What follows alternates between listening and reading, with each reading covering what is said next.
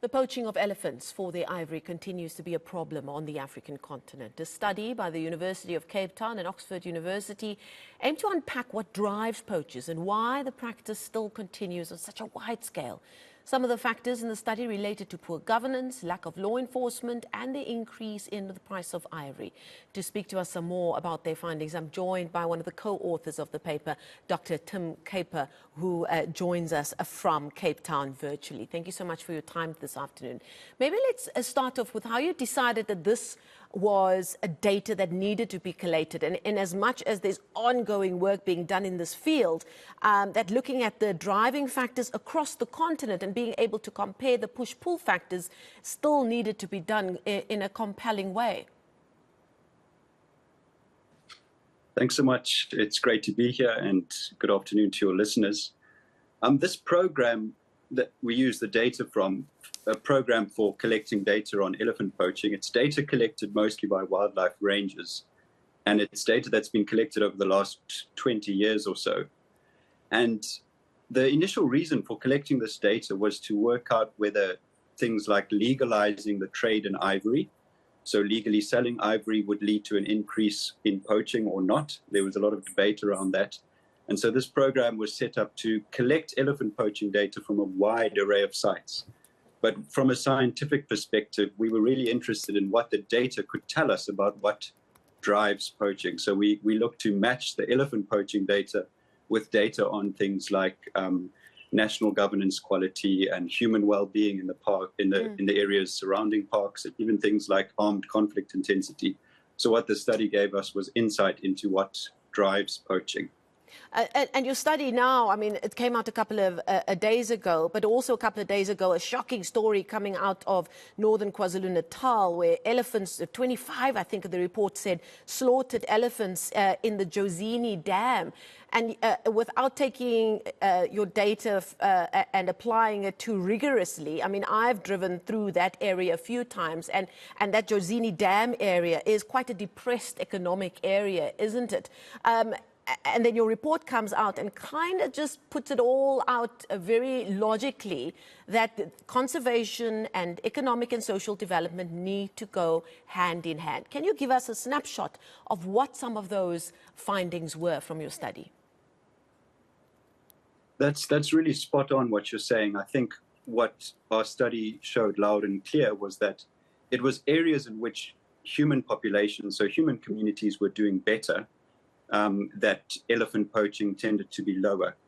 And we know in South Africa that we face a rhino poaching crisis. And if you look at the communities surrounding Kruger National Park, both on the Mozambican and the South African side, these are really deprived communities.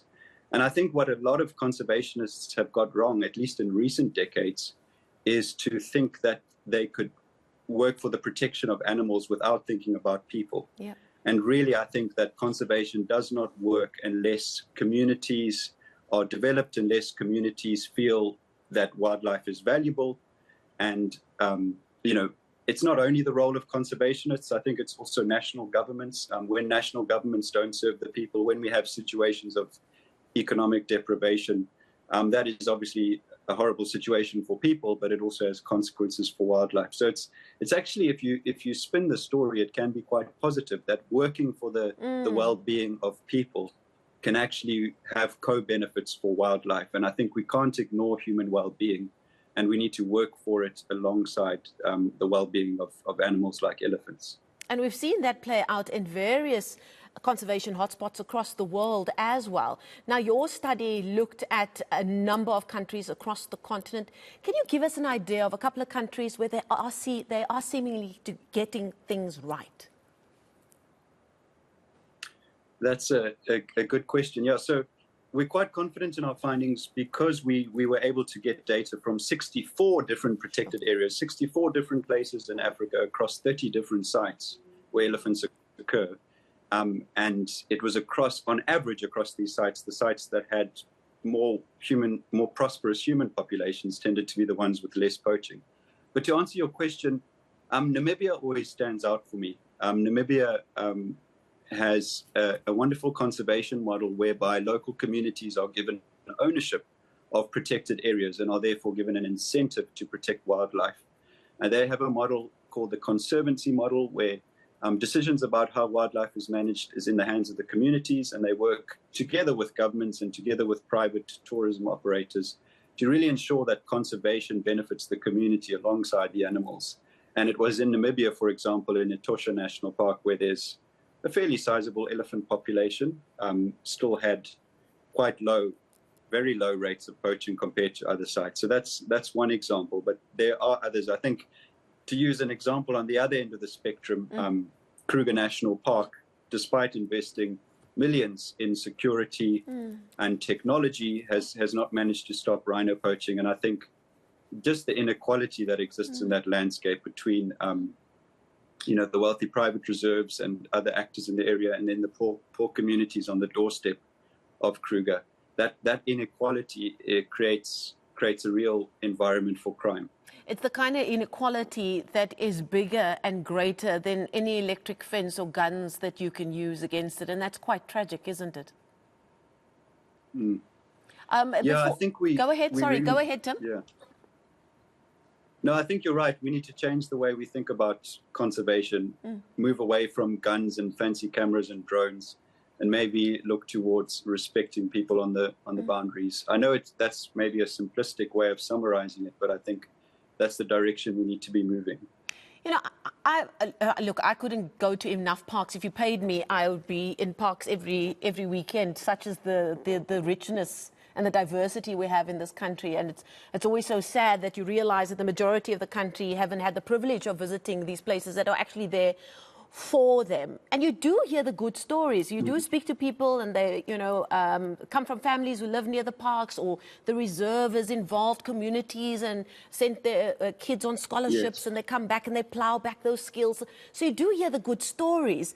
Are we just not seeing that kind of holistic approach on a big enough scale? Do we need a bigger scale in terms of how we're applying this kind of approach, that holistic approach of involving the community, uplifting them at the same time as empowering them, and then getting their buy-in on the conservation front?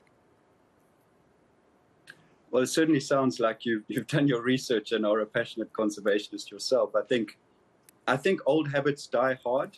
There was a popular phrase called fortress conservation that was popularized even back, I think, in the early 2000s or even the 1990s, which was this idea that nature reserves were these fortresses with these big fences where local people were kept out. And unfortunately, in Africa's history, local human populations have been forcibly removed from protected areas when they were established. So I think things started on a bad footing then. But the narrative around involving communities has been around for 3 decades. People in Zimbabwe, there was this landmark program called Campfire, which looked to involve communities. Namibia had that conservancy model. So it's those with power in conservation, whether it's a big NGO or whether it's government, don't necessarily think it's important to necessarily give communities a voice. That sounds very pessimistic, but I'm just trying to understand why things haven't changed. And I suppose, but I think a lot of organizations, in terms of context in South Africa, the other thing we need to remember is that we come from a history where the government at the time, or the regime at the time, were spending more money and worth on protecting animals than they were on the majority of the people. So it's also a relationship of trust that has to be built from the ground up, isn't it? I mean, that's a context that perhaps is missing in other parts of the continent. Yes, that is true. And I hope my colleague at the University of Cape Town doesn't mind me mentioning her work. She did interviews with convicted poachers who were operating in the Kruger area, rhino poachers, and she tried to understand their context, and she also interviewed community members. And one quote was quite chilling. I think one of the interviewees, a local community member, said, the rhino has their own helicopter, the rhino has their own 4x4 vehicle, they have their own protection squad, and we don't have anything. And so it's almost like rural Black lives matter less than a rhino's life. And that's I don't want to get too political, but I do think that's where some of the issues arise. Yeah, so And it's a big tide to try and change and a new direction to move in. But I really do think there's hope. When I speak to younger people, particularly, they seem to be talking in this way and thinking differently about the same problem. absolutely, rather chilling and powerful note to leave it on. Thank you so much, Dr. Tim Kuiper from the University of Cape Town. So great new data that has come out through a study done through the UCT and Oxford University. We thank him for their time and their insight this afternoon.